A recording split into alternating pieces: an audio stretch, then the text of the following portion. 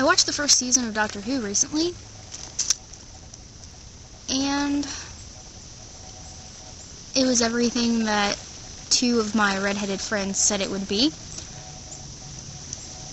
I usually don't cry over movies or television. I think the only form of entertainment that's actually been able to make me cry has been books.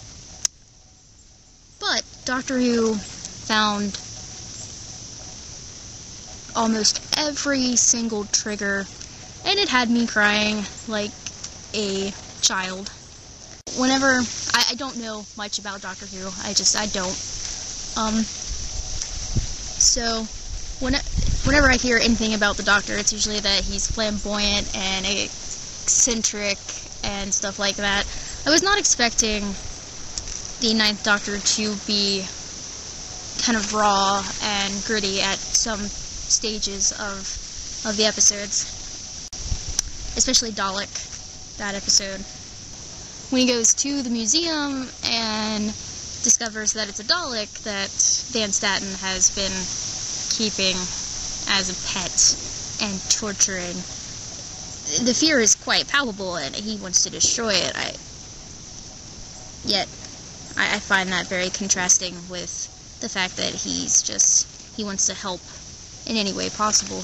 And yet here is this creature that, is his mortal enemy, and all sense of morality goes out the window.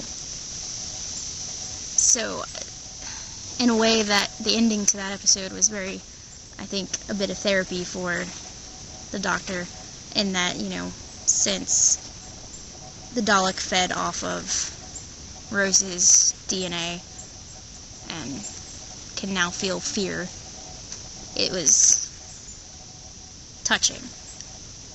Another episode that really got to me was Father's Day, where the Doctor takes Rose back to meet her father. Well, not really meet him, but so he has someone there for him when he passes away.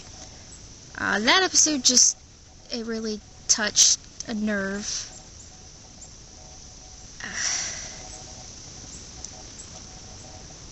I'm pretty sure I would do the same thing that Rose did.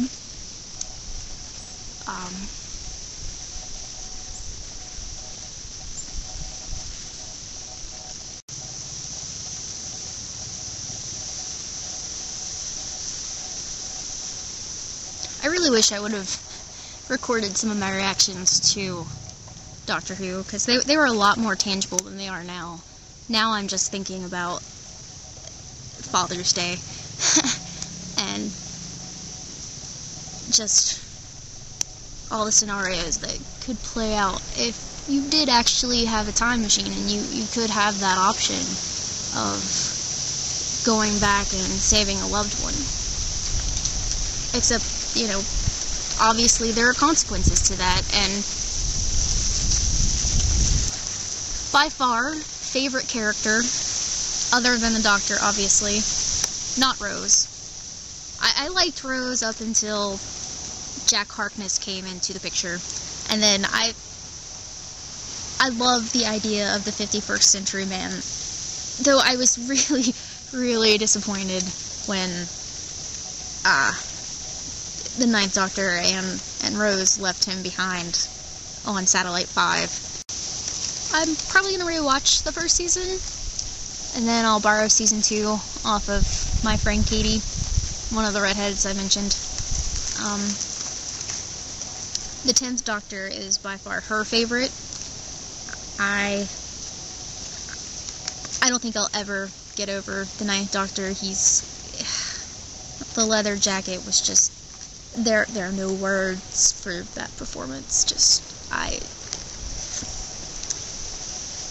As Katie would say, you always remember your first Doctor. So, I think my heart, at least with the Doctor Who fandom, it belongs to the 9th Doctor.